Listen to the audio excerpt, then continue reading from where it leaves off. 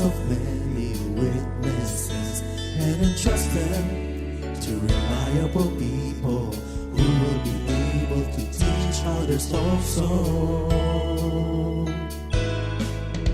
Take the teachings you heard me proclaim in the presence of many witnesses and entrust them to reliable people who will be able to teach others also.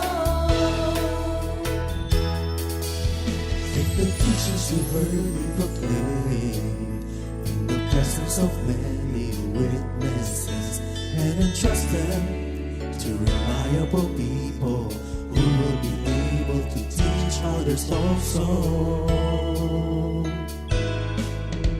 Take the teachings you heard me proclaim in the presence of many witnesses and entrust them to reliable people who will be able to teach others also. Second Timothy 2:2. Hallelujah, 2 Timothy 2:2. Praise the Lord. Second Timothy 2:2. You and me, let us proclaim the gospel. 2 Timothy 2:2. Hallelujah. Second Timothy 2:2. Praise the Lord. 2 Timothy 2:2. You and me, Let us proclaim the gospel of Jesus Christ. Take the teachings you heard me proclaim in the presence of many witnesses and entrust them to reliable people who will be able to teach others also. take the teachings you heard me proclaim in the presence of many witnesses and entrust them to reliable people who will be able to teach others also. Second Timothy 2:2. Hallelujah, 2 Timothy 2:2. Praise the Lord. Second Timothy 2:2. You and me, let us proclaim the gospel. 2 Timothy 2:2. Hallelujah. Second Timothy 2:2. Praise the Lord. 2 Timothy 2:2. You and me, Let us proclaim the gospel of Jesus Christ. The harvest is plenty, but the workers are few. And as for me and my house, we will serve the Lord. We will serve the Lord.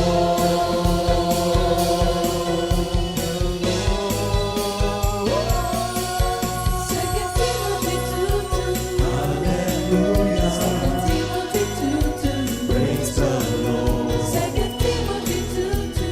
You and me, let us proclaim the gospel. 2 Timothy 2:2. Hallelujah. 2 Timothy 2:2. Praise the Lord. 2 Timothy 2:2. You and me, Let us proclaim the gospel of Jesus Christ. 2 Timothy 2:2. Hallelujah. 2 Timothy 2:2. Praise the Lord. 2 Timothy 2:2. You and me, let us proclaim the gospel. 2 Timothy 2:2. Hallelujah. 2 Timothy 2:2. Praise the Lord. 2 Timothy 2:2. You and me, let us proclaim, live up His name, delighting the Lord for His goodness. Let us proclaim, live up His name, delighting the Lord for His goodness. Let us proclaim, live up His name, delighting the Lord for His goodness. And He's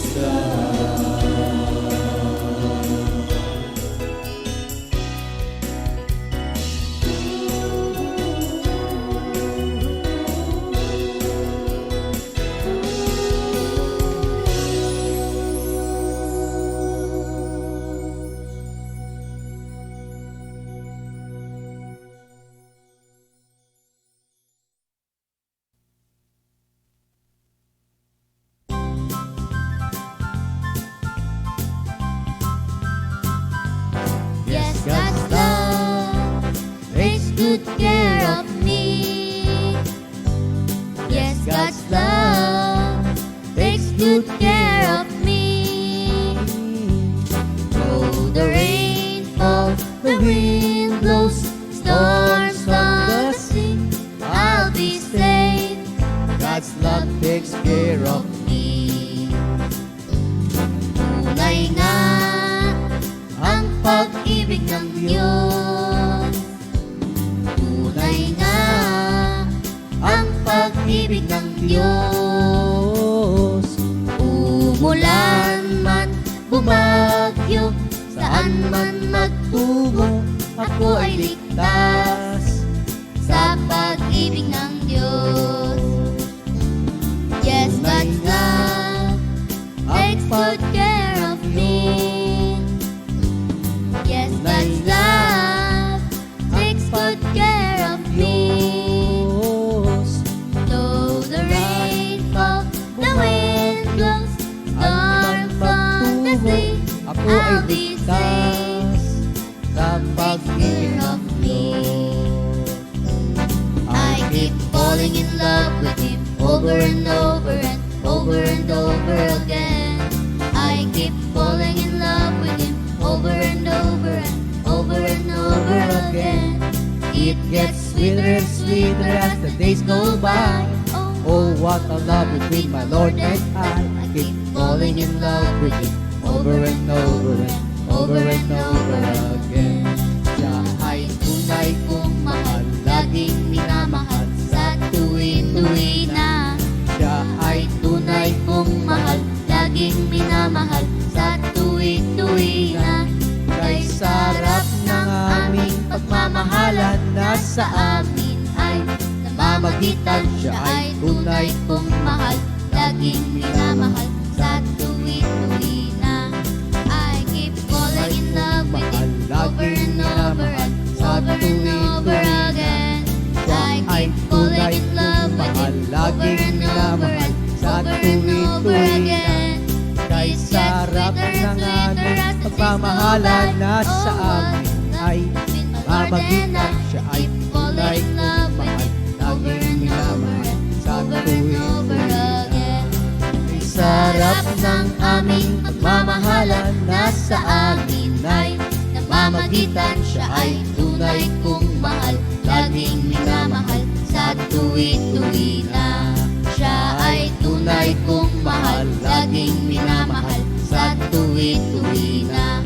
Siya ay tunay kong mahal, laging minamahal sa tuwi-tuwi na.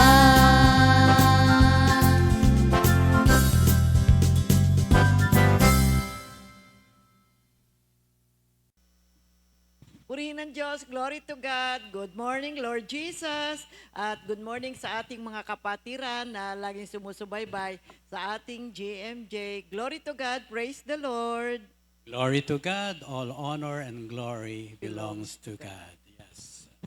Manalangin tayo, mga kapatid. We give all the glory and honor to God through our Lord Jesus Christ, from whom all help comes in whatever we do or say. As we come before you today, Lord, we invoke the presence of the Holy Spirit to minister to us as we relate one of our church missions to consistently witness to the living power of the Christian gospel and to testify to all its promises are true. We invoke the Holy Spirit to help us and guide us as we declare the gospel today. In Jesus' name we pray. Amen. Glory to God. At para po sa ating memory verse of the week, Unang Pedro 5:10, 1 Peter 5:10. But may the God of all grace, who called us to His eternal glory by Christ Jesus, after you have suffered a while, perfect, establish, strengthen, and settle you. Sa Tagalog, mga kapatid, at pagkatapos na kayo'y magdusa ng sandaling panahon, ang Diyos ng buong biyaya na sa inyo'y tumawag tungo sa kanyang walang hanggang kaluwalhatian kay Kristo, ay siya ring magpapanumbalik, magpapatibay at magpapalakas sa inyo. Glory to God. Hallelujah. Salamat sa Diyos sa pagbasa ng kanyang mga banal na salita. So, February, ang topic po natin mga kapatid ay tungkol sa pag-ibig. So, narito po, isa na namang lesson. Tatalakayin natin ngayong umaga. Tungkol pa rin siyempre sa love. Ang title natin, Faith, Hope, and Love. Dito po sa 1 Corinthians 13:13. Unang Korinto 13:13. Samantala, nananatili ang tatlong ito, ang pananampalataya, pag-asa at pag-ibig. Ngunit ang pinakadakila sa mga ito ay ang pag-ibig. Meanwhile, these three remain, faith, hope, and love, and the greatest of this is love. Praise the Lord. The greatest of this is love. So tingnan natin yung sa ating pag-aaral ngayon dito sa 1 Corinthians 13. Ang key figures natin, of course, si Apostle Paul, na kung siya yung author ng 1 Corinthians at siya yung sumulat nito. He is known for his missionary journeys and epistles na siya namang very significant po ang kanyang mga isinulat. At ito ay naganap sa Corinth, an ancient city in Greece, na kung saan yung church, si Paul ay sumusulat para sa kanila. At ang Corinth ay kilala sa kanilang diverse population at moral challenges na siyang nakaka-influence dito po sa mga pangyayari sa kanilang lugar, kung kaya't si San Pablo ay sumulat sa kanila. So sila po yung recipient ng sulat ni San Pablo during the early Christian community, at sila ay mayroong mga hinaharap na mga various challenges including divisions, immorality, misunderstanding about spiritual gifts. Ngayon, sa pagbasa natin ng 1 Corinthians 13, bakit sinabi ni San Pablo itong verse 13, 1 Corinthians 13:13? Tingnan natin, bakit niya ba nasabi ito? Kasi sa unahan ay kanya dinescribe kung ano ang pag-ibig. Tapos doon sa hulihan, binanggit nga niya itong verse 13 na ang sabi niya, meanwhile, these three remains, faith, hope, and love, and the greatest of this is love. Kaya yung praise na ito ay conclusion to the preceding discussion on spiritual gifts at yung kanilang temporary nature. Ini-emphasize ngayon ni San Pablo dito yung enduring qualities na nagsasurpass, yung that goes beyond the gifts of prophecy, tongues, and knowledge. At itong 1 Corinthians 13 is a discourse on love, set within a broader discussion of spiritual gifts na nasa chapter 12 at 14. At pagkatapos, sinabi ni San Pablo, the permanence of faith, hope, and love contrast with the temporary nature of spiritual gifts, na kung saan this will be gone or this will pass or cease, ma-stop, diba? Titigil na when perfection come. Ito yung makikita natin sa 1 Corinthians 13:8-10. Kaya yung 1 Corinthians 12 talks about spiritual gifts na binibigay ng banal na espiritu sa 1 Corinthians 12:4. Yung tunay na Kristiyano, bawat isa sa atin, meron po tayong mga kaloob. Iba-iba ang kaloob na ibinigay sa atin. Kaya lang, sabi nga dito sa chapter 13, di ba, ang nananatili, sabi, ay ang pag-ibig. Ang the greatest of this is love. Sa ang katotohanan, no, o ang katunayan na ang pananampalataya, pag-asa at pag-ibig ay nananatili, ay dapat maunawaan ng mas maliwanag sa mas malawak na konteksto, mga kapatid. Kaya inilista ni San Pablo sa unang Korinto 13:8 ang isa pang hanay ng tatlong kaloob na hindi mananatili. Ito po ang binabanggit niya, kung saan ay may mga hula o mga propesiya ay titigil. Oo. Kung saan may mga wika o gifts of tongues sila ay tatahimik. Kung saan mayroong kaalaman o knowledge, ito ay lilipas. Kaya ang talata ay naglalaman ng kaibahan, no? 3 kaloob ng Espiritu na titigil at 3 kaloob na hindi magwawakas. Ito nga yung pananampalataya, pag-asa at pag-ibig ay Amen. laging mananatili. Amen. Dito sa Korinto, pinagmamalaki ng mga membro ng simbahan ang kanilang sarili sa katotohanan na nakapagsasalita. Sila ng mga wika at nagpapakita ng iba pang mga kaloob na nakakaakit, nakakakuha ng atensyon. Kaya ipinaalala ni San Pablo sa kanila ang pinakamahusay na daan, the most excellent way. Ito'y binanggit niya sa unang Korinto 12:31. Ang daan ng pag-ibig, ang excellent way. Ang mga kaloob na ninanais ng mga taga-Korinto ay pansamantala lamang. Kaya't ang pananampalataya, pag-asa at pag-ibig ay ang mga pangunahing kaloob na permanente at sa makatuwid ay higit na dapat naisin. Mga Kaya itong kapatid. 1 Corinthians 13 presents an urgent appeal. Umaapila ngayon si San Pablo sa mga mananampalataya sa divided Corinthian church. Sinasabi niya, yung mga spiritual gifts ninyo at saka yung acts of service ay meaningless without divine sacrificial love. It defines na ang pag-ibig through active and selfless behavior rather than emotions. Ganito ang dapat at mabuti na pamamaraan. Huwag ipagmalaki ang iyong mga temporal spiritual gifts sapagkat ang pag-ibig is eternal and it surpasses faith and hope. Kaya ang simbahan sa Korinto nagtatalo. Sino ba yung nagtatanglay na higit na mataas na spiritual na kaloob? Kaya ngayon ang nangyayari, nagkakawatak-watak sila, nagkakaroon ng division. Kaya sinasabi ni San Pablo na ang mahusay na pananalita, malalim na kaalaman, napakalaking pananampalataya, umatinding sakripisyo, walang kabuluhan kung hindi ninyo ito gagawin sa pag-ibig. Kaya yung mga taga-Korinto, inaabuso nila yung kaloob na sa kanila.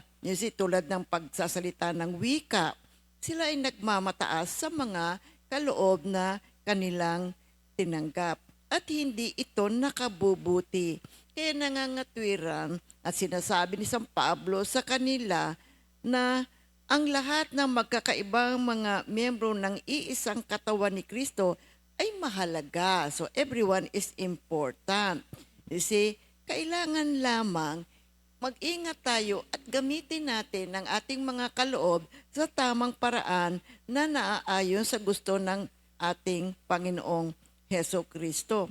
Kaya mabuti rin yung may mga gifts tayo, gamitin natin mga kapatid, ngunit kailangan tandaan natin, sinabi nga ni San Pablo, faith, di ba? Hope, and love, the greatest of this is love. Kailangan yung mga kaloob natin, kapag pinapractice natin, gawin ho natin ito ng may pag-ibig. So ngayon, dinidefine ngayon ni Paul na ang pag-ibig is a verb, an active choice. Talakayan natin, Action mga word. kaya. Talakayan natin itong mga talata 4:7 ng unang Korinto 13, no, mga kapatid. No? Tinukoy ni San Pablo na ang pag-ibig bilang isang pandiwa, nangangahulugan na ito ay isang aktibong pagpili. No? Ito ay inilalarawan bilang matyaga, mabait, hindi mainggitin, hindi mayabang, hindi mapagmataas, hindi bastos, hindi naghahanap sa sarili, hindi madaling magalit, at hindi nagtatanim ng sama ng loob. Kaya hinihambing ni Pablo ang pansamantalang kalikasan ng mga espiritual na kaloob na nagwawakas sa walang hanggang kalikasan ng pag-ibig.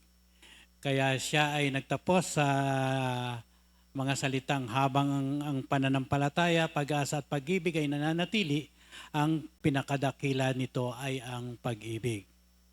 Sa unang Korinto 13 rin, kung saan tinalakay ni Apostol Pablo ang kalikasan ng pag-ibig at ang higit na kahusayan nito sa mga spirit na nakaloob sa konteksto sa konteksto ng iglesia sa Corinto, naharap sa mga pagkakabahabahagi at hindi pagkakaunawaan tungkol dito sa spiritual na kaloob. Kaya binibigyan diin ni San Pablo na ang pag-ibig ang pinakamabuting paraan upang isabuhay ang pananampalataya ng isang tao.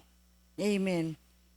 Kayong pananampalataya, pag-asa at pag-ibig, mga regalo yan sa kasalukuyang panahon at magiging regalo pa rin o gift sa atin sa darating na panahon. Kaya madaling makita kung paano tatagal ang pag-ibig magpakailanman. Dahil ang pag-ibig ay isang mahalagang bahagi ng kalikasan ng Diyos. Kaya mananatili yan. Nature kasi ni Lord yan eh. 1 John 4:16. Yung dalawa naman ay tatagal din magpakailanman. But the greatest is love. Kaya ang pananampalataya sa anak ng Diyos ay hindi titigil sa walang hanggang kalagayan. So forever existence. Hindi tayo titigil sa pagtitiwala kay Lord Jesus dahil lang ang ating pananampalataya ay makabubuti at makatutulong sa atin mga kapatid. At kung meron man tayong mga doubts, kuminsan manalangin tayo at ating ilagak ang ating pagtitiwala sa ating Panginoon. You see, ang buhay natin ay mabuting magpatuloy na may pagkakilala, pagtitiwala, pananampalataya sa ating Panginoon. Kapagkat ito ang tunay na uri ng buhay ng isang Kristiyano. Mayroong faith, mayroong hope, mayroong pag-ibig. Kaya tinapos si San Pablo yung chapter nito towards the end, sa verse 13. Nagpapaliwanag siya na mabuti na tayo ay gumanap ng ating mga spiritual gifts na mayroong pag-ibig, mayroong sakripisyo. Kailangan kasi maipahayag po natin sa maraming tao, sa ating kapwa, ang tungkol sa pag-ibig ng ating Panginoon. Kaya kapag sinabi ni Paul, faith, hope, and love, and the greatest of this is love, itong tatlong virtues na to, abide or remain. Ibig sabihin, magkakasama din sila. And they will continue into eternity. Maski pagdating ng panahon, they will since past or lilipas din. Kaya yung faith is essential sa ating Christianity. Oo. Mga totoo yan, mga kapatid. Sa pamagitan lamang ng pananampalataya kay Kristo, posible na magkaroon ng kaugnayan sa Diyos. Sa katulad na paraan, ang pag-asa ay ang pananalig ng Kristiyano na tutuparin ng Diyos ang kanyang mga pangako tungkol sa hinaharap. Iginit ni Pablo na ang pag-ibig ay higit na dakila kaysa sa dalawang kagandahang asal. Virtues na ito, oo. These three virtues are central to Christian life. These three virtues. The three virtues, ay kagandahang asal o katangian, no, ay central sa Christian life, no, and are often mentioned together in the New Testament. Bagitin ko po yung unang Tesalonia 1:3 at unang Tesalonia 5:8 and Colossians 1:4-5. 1 Thessalonians 1:3, for we remember before our God and Father how you put your faith into practice, how your love made you work so hard, and how your hope in our Lord Jesus Christ is firm. 1 Thessalonians 5:8, but we belong to the day, and we should be sober. We must wear faith and love as a breastplate, and hope of salvation as a helmet. Colossians 1:4-5, for we have heard of your faith in Christ Jesus, and your love for all God's people. When the true message, that good news, first come to you, you heard about the hope it offers, so your faith and love are based on what you hope for, which is kept for you in heaven. That's why Paul's bottom line in this chapter is faith and hope are more important than spiritual gifts, and love is greater than faith and hope. Yung spiritual gifts na kaloob po sa atin, kailangan po natin yan para sa ating paglago at paglago ng church. Pero itong mga taga-Korinto, mas higit nilang pinahahalagahan yung mga spiritual gifts. They are putting more evidence and emphasis doon sa kanilang katangian, sa kanilang personal glory or sa kanilang achievement. Kasi ang pinupuntos dito ni San Pablo, okay, gawin ninyo yung spiritual gifts, pero gawin ninyo ng may pag-ibig or else, di ba, they become meaningless or destructive. Kaya yung sulat ni San Pablo sa church ng Corinth is to challenge the believers to examine their lives against the image of Christ. Now, he especially placed a lot of focus on love, and that is Christ's love. Ang kanyang mission is to unify the church and put them together in fellowship, in love with Jesus Christ. Now, during that time, yung church gatherings nila ay nagiging chaotic and disorganized. Samantalang ang dapat bilang mga mananampalataya, ang mission natin, mga kapatid, is to share the good news, di ba? Bahagi natin sa ating kapwa, bahagi din natin yung ating faith, yung hope, at yung ating pag-ibig. Kaya lang, yung mga Korinto, they become prideful, nagiging mapagmalaki tungkol sa kanilang mga kaloob rather than dispensing love sa mga ibang mga mananampalataya. That's why Paul was encouraging the church to use their knowledge about Christ and the spiritual gifts, gamitin ito to spread love of Christ. Oo, kung naibanggit ito ni San Pablo sa mga Korinto, sa simbahan doon, ngayon naman tayo rin ay nire-remind din tayo ni San Pablo na ito'y gamitin natin itong kaalaman na ito dito sa ating church, no? Ang pangunahing kahulugan ng unang Korinto 13 bilang mga tagasunod, dapat nating tularan ang pag-ibig ni Jesus sa pamagitan ng paggamit ng mga kaloob habang naglilingkod at nagmamahal sa iba tulad ng ginawa ni Jesus. No? Jesucristo. Oo. Kaya kung paano natin gagawin niyon, tanungin natin sa ating sarili. Paano natin maintindihan at matutularan ang ginawa ng ating Panginoong Jesucristo? Ang importante, if we are called to share the love of Christ, we must first understand how He loved, kung paano siya nagmahal, mga kapatid.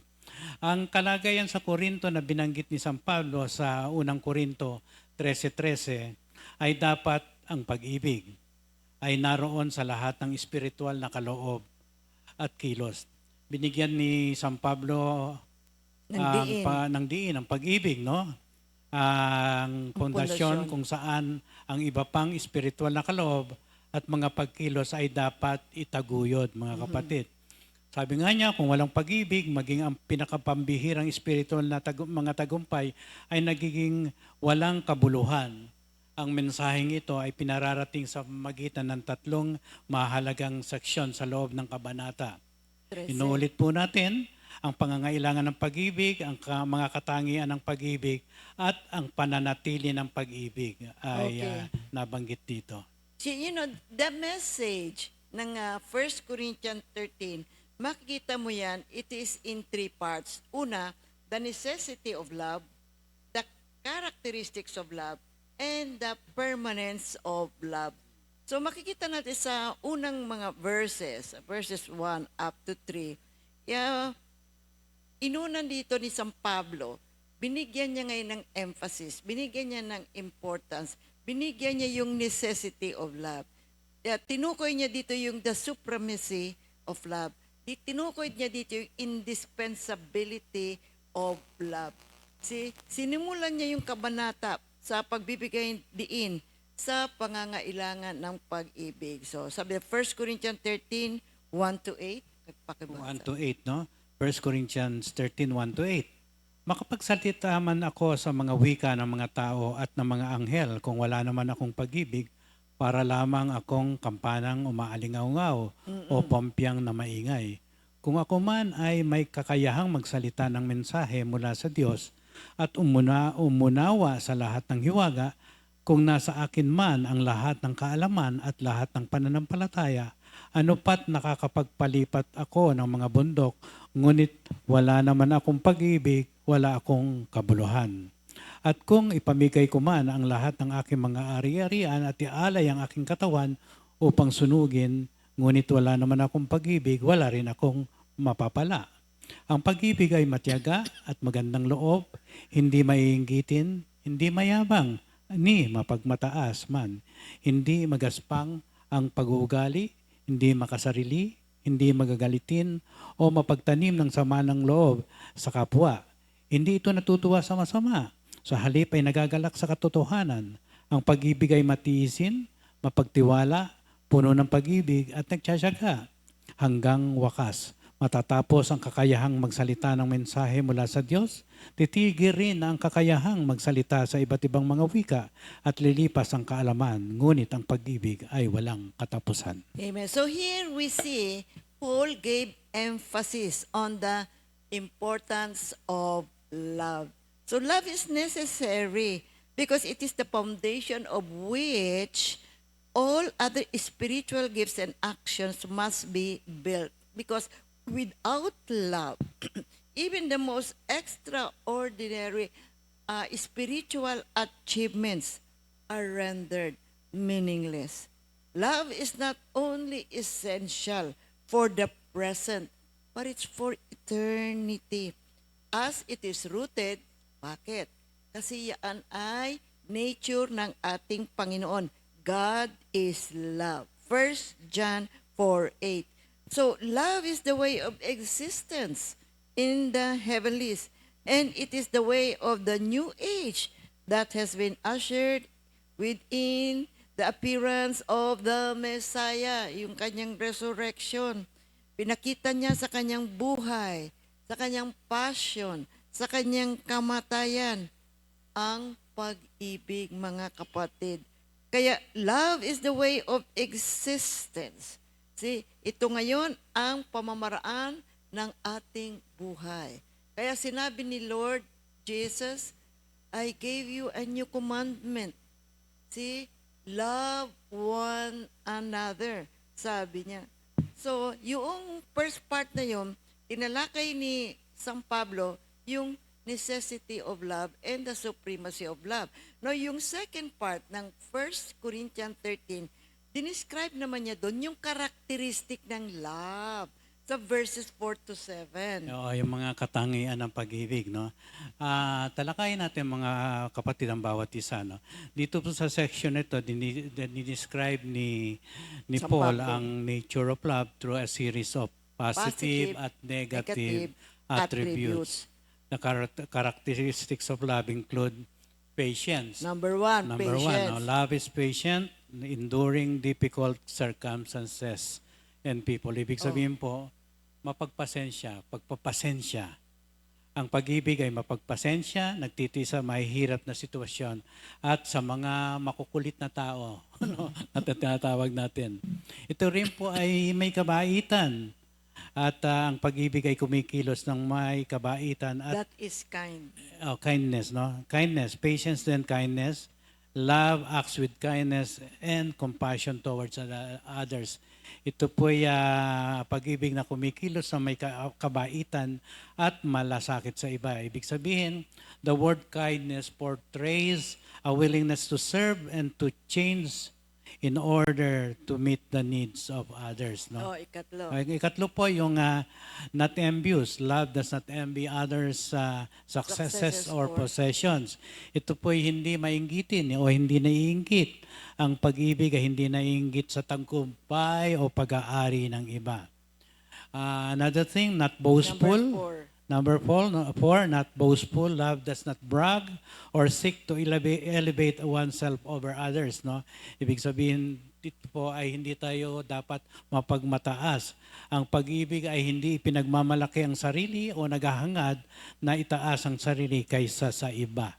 Number 5 ay sinasabi rin ng pag-ibig ay not proud. Ito po ay humble and does not look down on others. Hindi po ito palalo, ang pag-ibig ay mapagkumbaba at hindi minamaliit ang iba. Ang pag-anim, ito po hindi rin po ito not rude. Love is respectful and considerate in its interactions. At masama mang banggitin, ito po ay hindi bastos. Ang pag-ibig ay magalang at maingat sa pakikitungo sa iba. Number 7, not seeking, self-seeking. Ibig sabihin, love prioritizes the needs of others over oneself. Hindi po ito makasarili. Inuuna ang pagmamahal, ang pangangailangan ng iba kaysa sa sarili. Number 8 is not easily angered. Hindi po madaling magalit. Love is slow to anger and does not hold grudges. Ang pagmamahal ay nasusupil ang galit, no? Kaya nga sabihin na nating mabagal itong magalit at hindi naninibugho. Number 9, love is forgiving. Meaning love keeps no record of wrongs and is willing to forgive. Pagpatawad po itong pagmamahal at hindi nagtatago ng mga pagkakamali at handang magpatawad, mga kapatid. At number 10 is rejoicing in truth, nagagalak sa katotohanan. Sapagkat ang pag-ibig ay nagagalak sa katotohanan, pinapahalagahan nito po ang katapatan. And number 11, ito po ay protective, trusting, hopeful, and persevering. Ibig sabihin po, it is willing to suffer for others regardless of fault. Maingat po siya bago makapagsalita at sinishield niya po ang kanyang emotion, no? Kung maaari ay wag niyang mabanggit ang anumang masamang kawikaan. Kaya mapapagkatiwalaan mo itong pag-ibig na to at puno po ito ng pag-asa at matyaga at susuportahan ka niya upang ang pagkakamali mo lalo pang hindi isa-isa pang pagkakamali. Naniniwala po ito ng isang kabutihan ng kabutihan mo at nananatiling may pag-asa at tumatagal sa kabila ng mga hamon ng buhay. Amen. Now, that is the characteristics of love. Now, yung ikatlong bahagi, the permanence of love sa verses 8 to 13. Kaya ito yung mga concluding verses at hinukumpara ni San Pablo ang pag-ibig sa mga spiritual na kaloob na nagsasabing habang yung mga kaloob na ito, tulad ng propesiya, wika, kaalaman, mawawala rin yan sa kalaunan. Ngunit ang pag-ibig, mananatili magpakailanman. So, love never fails. So, unlike spiritual gifts, love is eternal and unchanging. So, yung mga gifts na natanggap natin, mawawala din yan. They will be rendered obsolete pagdating ng panahon. And then, binibigyan din ng puntos ni Paul, mga kapatid, that as believers grow in faith, their understanding will also mature and they will see things more clearly. Kaya kinukonclude niya na ito ngayong triad of virtues, di ba? Mahalaga to sa buhay natin, pero bigyang pansin natin lalo na higit ang pag-ibig. Kaya dito, the ultimate goal ng mga Kristiyano sa kanilang buhay, tulad ng ating Diyos, ay pag-ibig. Matuto tayong tumulad sa ating Panginoong Diyos na puno ng pag-ibig. Now, let's understand these three virtues. Alamin natin, ano ba yung pananampalataya? Kasi ito yung ating tinatalakay ngayong umaga. Faith is identified as one of the essential part ng ating buhay Kristiyano. For us to be enduring Christians, kailangan po ma-develop natin ang isang malalim at matibay na pananampalataya along with hope and love. You see? Kaya ang puso natin, ang laman ng puso natin, mabuti pong alagaan natin yung faith natin, palalimin natin, magdasal tayo sa ating Panginoon, mag-aral tayo ng salita ng Diyos, ating alamin yung mga panuntunan ni Lord. Alamin natin kung ano yung kanyang kagustuhan, yung kanyang mga promises, sapagkat ito po ay foundation ng ating relationship sa ating Diyos. And that is faith. Mahalaga po ito, lalong-lalo na po sa ating pang-araw-araw na buhay. We live by faith. Kaya ang banal na kasulatan ay tunay na nagbibigay ng napakalaking halaga sa pananampalataya. Kaya yung Hebrews 11:6 nasa saad, Sapagkat ang walang pananampalataya ay imposibleng makatugon sa kalooban ng Diyos. Ito po yung sinasabi nyo. Yan, so, ang pananampalataya, ang kasangkapan kung saan tinatanggap ng mga mananampalataya ang kaligtasan. yes, mahalaga oo. yan. Sapagkat ang walang pananampalataya ay imposibleng makatugon sa kalooban ng Diyos. You see, kaya kailangan po mga kapatid, napakagandang pagkakataon ang binibigay ni Lord sa atin. Nag-aaral tayo palagi ng kanyang banal na salita kung saan ito po ay nakatutulong na tayo po ay lumalim sa ating pananampalataya at nagkakaroon tayo ng malawak na pangunawa tungkol sa ating Panginoon. Nabanggit nga na ang pananampalataya ay ang pananalig sa existence ng Diyos at kanyang mga pangako. Ito po ay pagtitiwala sa kabutihan, awa, at katapatan ng Diyos. Faith is the seeking of the Lord, while hope is the expectation of finding Him. In 1 Corinthians 13:12-13, ang pananampalataya will eventually become sight. Isa na lang pananaw yan, no? Sa atin, no? Makikita na natin ang katotohanan ng pagdating ating ng faith. panahon. Oo, Oo, pagdating ng panahon. Oo.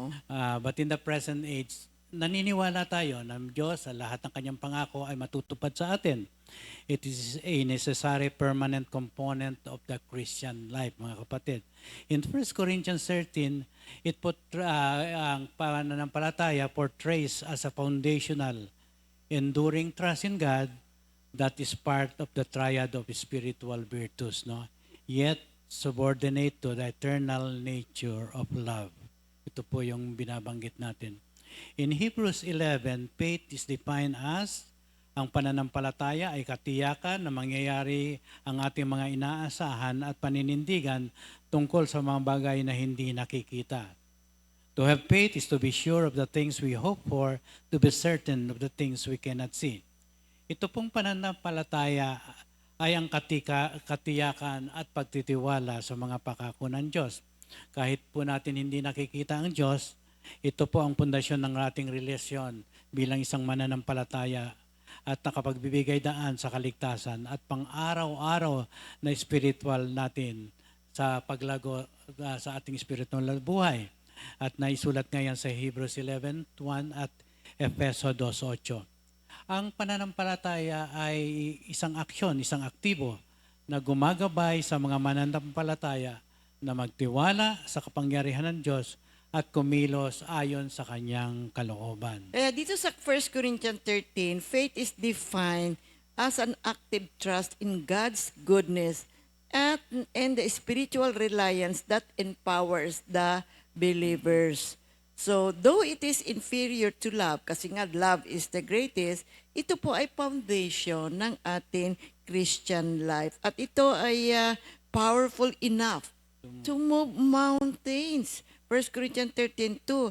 That's why, yung ating mga pagkilos, mga paggawa natin, kailangan po, mga kapatid, merong love. Samahan din natin yung ating pananampalataya ng pag-ibig.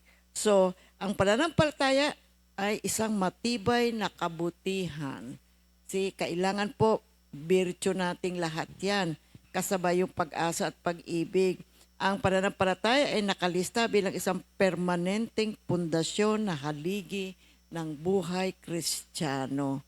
You see, bagamat ang pananampalataya ay maaaring makapaghimala o nagpalipat-lipat ng mga bundok, kasi yan ang sabi sa atin ng scriptures, pero walang halaga kapag walang kasamang pag-ibig. Kasi ito yung motivation sa likod lahat ng mga spiritual gifts natin yung love. Kaya Dapat po mga kapatid, unawain natin, salamat sa Diyos sa mga pagtuturong binibigay niya sa atin. You see, ang konteksto ng pagtsatsaga sa 1 Corinthians 13:13, ito ay kumakatawan sa pagtitiwala na gumagabay sa ating mga mananampalataya. Kaya in summary, yung 1 Corinthians 13 presents faith as a necessary and enduring virtue. Kaya faith, hope, and love are said to abide, meaning to remain. Magkakasama sila because they sustain the Christian. Ito po ay gumagabay sa atin, tumutulong sa atin, lalong-lalo na sa panahon ng sorrow and sufferings na kung saan ay kailangan natin ang gabay ng ating Panginoon. So that is faith. Now, talakayin naman natin the second virtue, which is hope. What is hope? What is hope? Ang hope o pag-asa na ating tinatawag ay pagtitiwala na ang mga pangako ng Diyos ay matutupad, no? Hindi tulad ng wishful thinking na tinatawag natin, ang pag-asa ng Kristiyano ay tiyak at ito'y nakaangkla sa katapatan ng Diyos, lalo na sa muling pagkabuhay ni Jesus at sa mga pangako ng buhay na walang hanggan. Titus 2:13, Hebrews 6:11. 19. 19, yes. So, hope sustains believers through life's challenges, and it provides patience and perseverance while awaiting the fulfillment of God's plan. Basahin po natin itong Tito 2:13. Mamuhay tayo sa daigdig na ito ng may pagpipigil sa sarili, matuwid at karapat-dapat sa Diyos, habang hinihintay natin ang pinagpalang araw ng ating inaasahan. Ito ang araw na mahahayag ang kalwalhatian ng ating dakilang Diyos at tagapagligtas na si Hesus Kristo.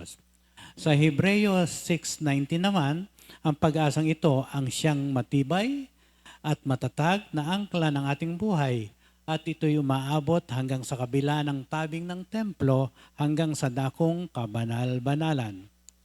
Tandaan po natin, ang pag-asa kay Kristo ay humuhubog sa pananaw ng isang pananampalataya sa hinaharap, no? At na nag-uugat ng katiyakan sa mga pangako ng Diyos. Roma 15:13. Puspusin nawa kayo ng Diyos na siyang bukal ng pag-asa, at nawa ay pagkalooban niya kayo ng kagalakan at kapayapaan sa pamamagitan ng inyong pananampalataya upang mag-umapaw ang inyong pag-asa sa pamamagitan ng kapangyarihan ng Espiritu Santo. Dito po sa unang Korinto 13:13, si Apostle Paul emphasizes the significance of hope alongside with faith and love, no? Ang pag-asa ay inilarawan bilang mahalaga para sa mga Kristiyano dahil pinananatili nitong nakatuon ang mga mananampalataya sa hinaharap ng may pananabik sa mga pangako ng Diyos at sa pagdating ng kanyang kaharian.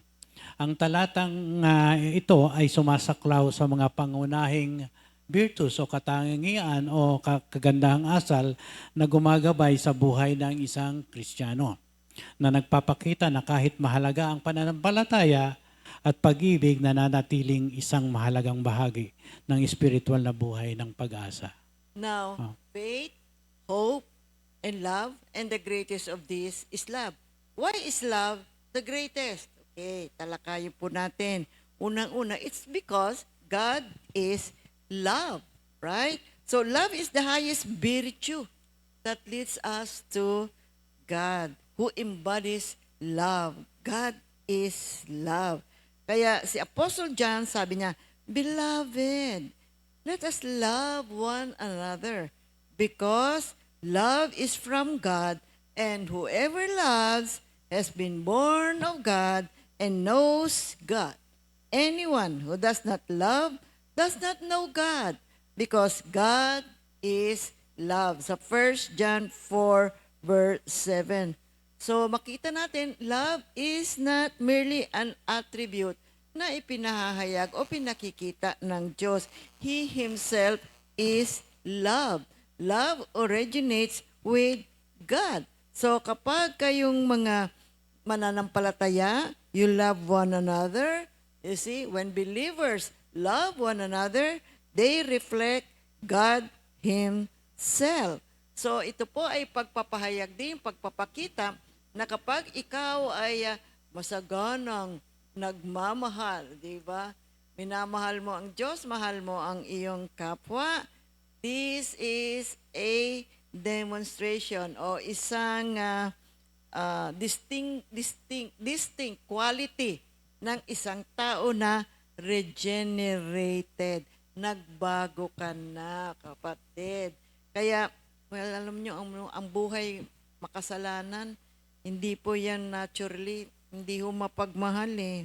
Kasi kaya ang nangyayari, hindi maganda ang uri ng buhay. Pero kapag ka nabago ka na ni Lord, pupunuin ka ng kanyang pag-ibig. At ang iyong pag-ibig na ibinabahagi din sa ibang tao ay galing sa pag-ibig ng ating Panginoon. Alam nyo, pwede lang tayong magmahal kapag ka tayo ay nabago na. Kapag tayo ay reborn, di ba? If we are transformed. Kaya sinasabi ni San Pablo ang pag-ibig, itaas natin, elevate love, sabi niya ganyan, above all other virtues. Kasi ito ang sign na ang mga mananampalataya na nagmamahal ay kay Kristo. Kaya nga sabi ni Lord, love one another, then they will know that you are truly my disciples. And then why is love is the greatest? Because love is an unending, walang katapusan. You see, faith will eventually become sight and hope will become reality when we see God, while love remains forever. So love is considered the greatest because it is the nature of God. You see, mga kapatid. So unang-una, love is the greatest because God is love. Number 2, see, God's love is unconditional. Oh yes, mga kapatid. As we reflect on God's love, mga kapatid, it is vital na i-acknowledge natin that His love is unconditional. No? Wala po itong condition na inilalagay ang ating Panginoon. At di tulad ng pag-ibig ng tao, na madalas na apektuhan ang ating damdamin kapag tayo nasasaktan. Pero ang pag-ibig ng Diyos ay matatag at hindi nagbabago. Ibig sabihin nito, mga kapatid, hindi natin kailangan na pagsikapang makuha ang kanyang pag-ibig at matakot na mawala ito, mga kapatid. Kahit na tayo nagkakamali o maligaw man sa patungo sa tamang landas, maligaw man sa maling landas at napatungo sa tamang landas, nandiyan ang pag-ibig ng Diyos upang tanggapin tayo ng may bukas na mga kamay o kanyang extending His hand, lumapit ka sa akin sapagkat ang pag-ibig ko ay walang hanggan. Amen. Ang kagandahan, sige. Ang sabi nga ng Biblia, di ba, even though you may fall, hahawakan ka pa rin ng Panginoon. Hindi kanya bibitiwan. Tutulungan pa rin tayo ng ating Panginoon. Kahit ka mabuwal, may kanta tayo dyan. Oo, may kanta nga tayo dyan. So, ang kagandahan nito ay nasa kaalaman na tayo minamahal ng Diyos. Mga kapatid ng walang hanggan. Kung sino ka man, kung ano man ang ating kalagayan ngayon, mga kapatid, kundi dahil siya ay talagang mapagmahal. Tayo ay nilalang niya upang mahalin at ang kanyang walang kondisyong pagmamahal ay humihikayat sa atin na ipakita rin ang pagmamahal na ito at ang biyayang ito sa iba, mga kapatid. Amen. Sa unang Korinto 13:13 pa rin, at sinabi nga natin, at ngayon ay mananatili ang pananampalataya, pag-asa, pag-ibig, ang tatlong ito, ngunit ang pinakadakila sa lahat na ito ay ang pag-ibig. Nangangahulugan, mga kapatid, habang ang mga espiritual na kaloob at makalupang tagumpay ay pansamantala, ang Kristiyanong pag-ibig o tinatawag nating agape love na nagbubuhat sa Diyos ang pinakamataas walang hanggang kabutihan at tumutukoy sa katangian at mananatili magpakailanman. Ang pananampalataya, pag-asa at pag-ibig ay ang mahalaga pangmatagalang mga bertud, ngunit ang pag-ibig ay nakahihigit. Ito ang motivation natin sa lahat ng ating pagkilos at magpapatuloy ito kahit sa langit, mga kapatid. Okay, next. Why is love the greatest? Love is virtue behind other virtues. And this is what gives life to our spiritual gifts. So ito ngayon ang tinutukoy. This is what Paul is trying to get at 1 Corinthians 13. Nire-remind niya tayo, yes, all this service, all this use of the talents, all these sacrifices, all this kingdom work, see, they mean nothing. See, if it is not motivated by love, mahalaga po kasi ang Diyos ay pag-ibig. Kaya nung tayo ay kinreate ng Diyos, kinreate niya tayo because of love. Ang ingredients ng ating pagkakalikha ay pag-ibig. Si hiningahan tayo ng Panginoon, yan ay hininga ng pag-ibig. So, kailangan mga kapatid, maunawaan natin ito. Grabe at hindi masukat, hindi mo ma-explain ang pag-ibig ng ating Panginoon. Kaya, above and behind other virtues, it is really love po, mga kapatid, that is behind other virtues. Now, next, why is love is the greatest? Because love fuels our faith. Well, faith and hope are vital, pero kailangan po mga kapatid, yung pag-ibig natin, hindi lang ho natin namamalayan. Ang fuel po niyan ay pag-ibig pa rin mga kapatid. One day, we hope, we believe, we are going to see our God face to face. We are going to see the one true love of ours, and that is God. Kaya ang pag-ibig mga kapatid, nagpapasigla sa ating pananampalataya. Nananampalataya tayo kay Lord Jesus dahil mahal natin siya, at ang kanyang pag-ibig nagbibigay sa atin ng pag-asa, at ang kanyang pag-ibig binabalutan tayo ng dakilang pag-ibig ng Diyos. At alam natin, because of hope, pagdating ng panahon, makikita rin natin siya harap-harapan, mga kapatid. And then, another reason why love is the greatest, because love endures. See, nagtitiis, nagtsatsaga, tumatagal. See, love is an attribute that was shared among the Trinity, God the Father, God the Son, God the Holy Spirit. Even before the world was created, nandoon na po silang tatlo. And it is love, pag-ibig po, ang naging motivation para ang lahat ng bagay ay malikha. Kaya tayo po mga kapatid, sa paglikha pa lang ng Panginoon sa atin, pag-ibig na po mga kapatid ang ating nararanasan, at pag-ibig ang ibinigay ng Diyos sa atin. Kung minsan nahihirapan lang tayong umibig, well, mag-pray lang po tayo sa ating Panginoon, at kung ano man ang kakulangan sa ating buhay, pupunuin po tayo ng ating Diyos. So, we have to value love above all things, because it reminds us na kung tayo ay sumusunod sa ating Panginoong Hesukristo, tayo ay sumusunod dahil minahal niya tayo, at itong pag-ibig na to ang siya ngayong nasa ating puso, na siya naman ngayon nagmo-motivate sa atin para tayo humayo sa buong mundo, umayo tayo sa iba't ibang lugar upang ang pag-ibig na ito na mula sa Diyos, ibahagi din natin sa maraming tao. We have to remember, see, a lack of love can lead to a sense of what? Parang nothingness. Wala eh. Mahalaga po mga kapatid ang pag-ibig sa buhay nating lahat. Tingnan natin ang ating buhay, mahalin natin ang ating Panginoon, mahalin natin ang ating kapwa, mahalin natin, palawakin natin kung ano man po ang buhay na ibinigay sa atin ng ating Panginoon. So we have to remember that the basis for action is love. Oo. Because ano siya verb. No, kaya nga hindi lamang hindi ang love ay hindi lamang isang salita o ang pag-ibig ay hindi lamang salita.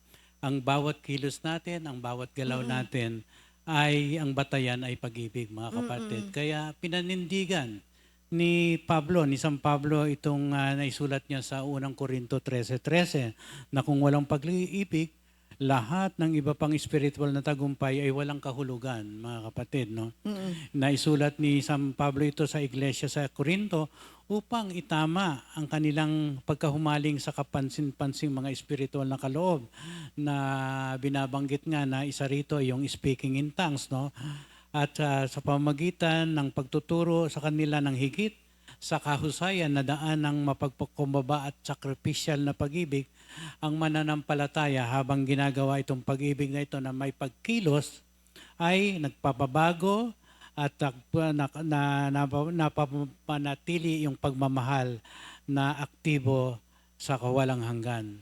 Kaya nga itong unang Korinto 13:13 ay nagpapakita ng pag-ibig na ang pag-ibig ay sukdulang pagpapahayag ng kapanahunan sa Kristyanismo at ang nag-iisang bagay na tatagal magpakailanman. Why is 1 Corinthians 13 so popular? Kapag meron tayong mga topics na, okay, let's talk about love. Okay, kapag may events tayo, February ngayon ha, ano ngayon? Love month tayo. Palaging sasabihin ka, 1 Corinthians 13 yan. Memorize natin. Alam, it's so popular. Alam lahat ng 1 Corinthians. Ma-enumerate pa nga sa iyo kung ano yung verses 1 up to 4. Bakit pa siya popular? Kasi alam niyo po kung bakit? Kasi yung kanyang nakapaloob na mensahe na yon, yung essence nun ay pag-ibig ng Diyos. Pag-ibig din sa ating kapwa. Kaya ito ang mabuting alamin natin, magkaroon tayo itong virtue na to, mga kapatid. Hayaan natin ang pag-ibig ay siyang bumalot ng ating buhay. Ang mensahe ng kabanata na 1 Corinthians 13 ay pangkalahatan, mga kapatid, na aangkop sa lahat ng mananampalataya. Anuman ang kanilang pinagmulan o kagalagayan, ito ay tumatalakay sa pinakapuso ng pagiging Kristiyano. Binibigyan din ang pag-ibig bilang pundasyon ng ating pananampalataya at ng ating community. Kasi ang mensahe ng 1 Corinthians 13 ay makikita natin bawat generation to generation, applicable po ito sa buhay, mga kapatid. Malawak po ang nasasakupan ng pananampalatayang may kasamang pag-ibig. Kaya tama lang, memorize po natin ang 1 Corinthians 13. Ando doon nakapaloob yung mensahe ng the necessity, the supremacy of love, at yung ikalawang bahagi, nakapaloob yung characteristics of love, at yung sa huling bahagi, yung binasa natin, especially yung verse 13, ay nandoon yung the permanence of love. Kaya itong mga taga-Korinto, na isulat ito ni San Pablo, kasi nga, they are divided dahil kasi gusto nila, pinagmamalaki nila yung kanilang mga kaloob. Kaya sabi ni San Pablo, hindi, merong mas mahigit pa dyan. Huwag niyong ipagmalaki yung mga kaloob. Very good, dahil kasi meron kang kaloob. Pero gawin ninyo yan sa pamamagitan ng pag-ibig. Samahan mo ng pag-ibig yung ginagawa. Or else, ginawa mo nga, pinerform mo yung spiritual gifts mo, it becomes meaningless. So what's the point? What is Paul trying to get at? Huwag tayong tumulad sa mga taga-Korinto, wherein we put more value doon sa gifts rather than faith, hope, and love is the greatest. So, yung 1 Corinthians 13 serves as a profound reminder the centrality of love in our Christian faith. So, dito nilalarawan ni San Pablo yung katangian ng pag-ibig. So, diniscuss natin lahat yan, mga kapatid. Kaya palawakin natin, paunlarin natin ang pag-ibig sa buhay natin. After all, pag-ibig po ang nagligtas sa atin. Mahal tayo ng Diyos. John 3:16. That's why the greatness of love is the central theme in the Bible. It is the foundation of all virtues, and it is the ultimate expression of God's nature. Remember, love is not just a feeling, but it's a powerful force that shapes our lives, that shapes our relationship, our connection to God. You see, God's love, the agape love, it's the highest form of love. So tandaan natin, love the Lord your God with all your heart, with all your mind, with all your soul, and everything that is in you. And then love your neighbor as you love yourself. So remember, ang kabutihang loob ng Diyos walang hanggan. Ang kanyang pag-ibig sa atin ay ganap at mananatili. Faith, hope, and love. And the greatest of this is love. In Jesus' name we pray. Amen. Purihin ang banal na Panginoon. At narito po ang mga may birthday. Batiin po natin sila. Brother Jordan Balanggit, Sister Chona Matulak, Brother Roy Magturo, si Attorney Roy, birthday. Sister Camille Grace, Sister Paula Danganan, and then happy anniversary, Brother Manny Esther Liway Alcantara ng ating San Pablo Outreach. Sa inyong lahat, maligayang kaarawan and happy wedding anniversary.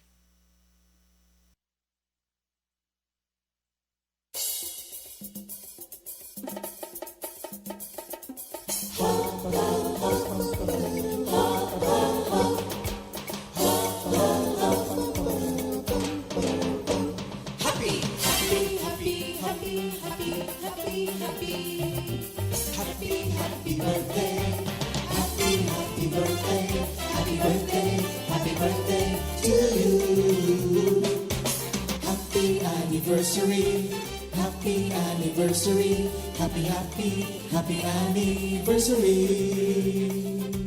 Happy anniversary. May the good Lord doesn't leave you, may the Lord's light shine upon you. Happy anniversary to you. Happy birthday to you.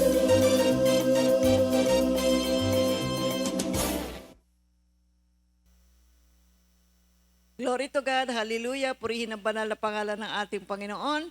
Now we have a repeat new song of the week. Title, Panginoon, Aking Diyos, composed by Sister Nicole Villanueva. Closing prayer muna tayo.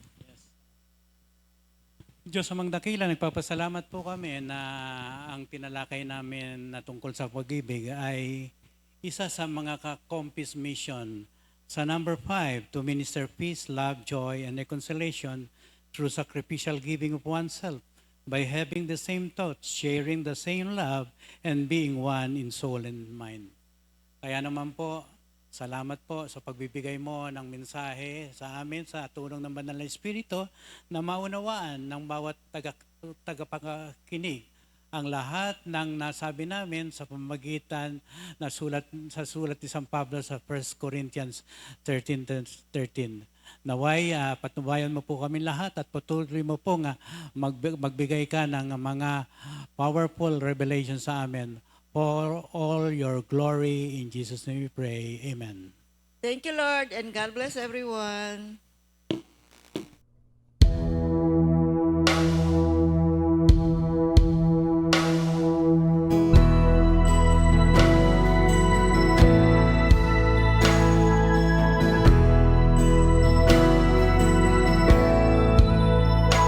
Sa hinaban ng lakbay na to, munti ka na akong sumuko. Ang landas walang patutunguhan. Ano ba ang kahahantungan? Ngunit natagpuan, binigyan niya ng kapayapaan ang pusong sabik sa iyong pagmamahal.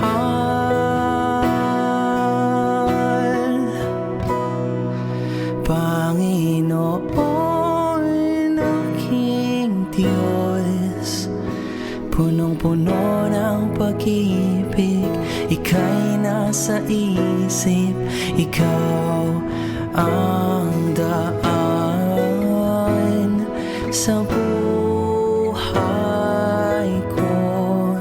Panginoon, aking Diyos, siya ang tanging Panginoon, magpakailan pa man.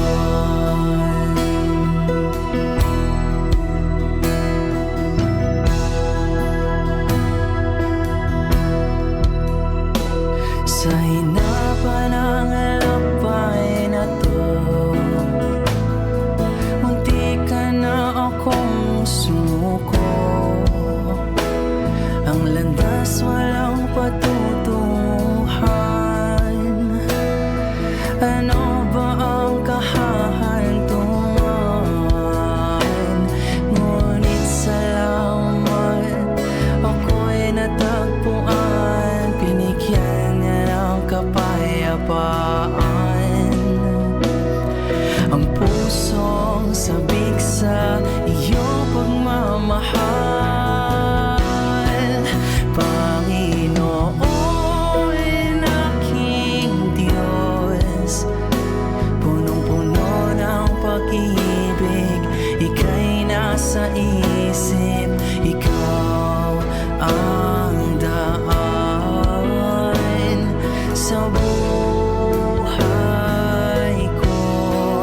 Panginoon, aking Diyos, siya ang tanging Panginoon,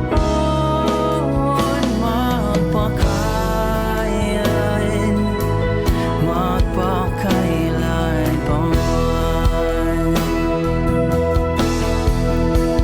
At ngayon sa aking buhay, sa tuwing na siya'y nagbabantay, ang pag-ibig niya ay tunay at walang kapantay.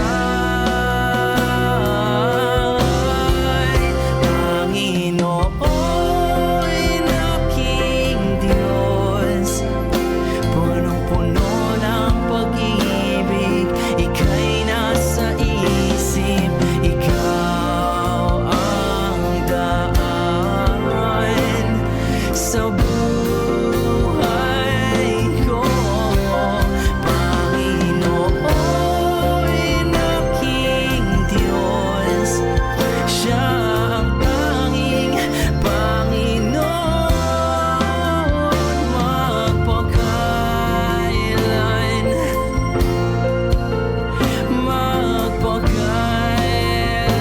pa man.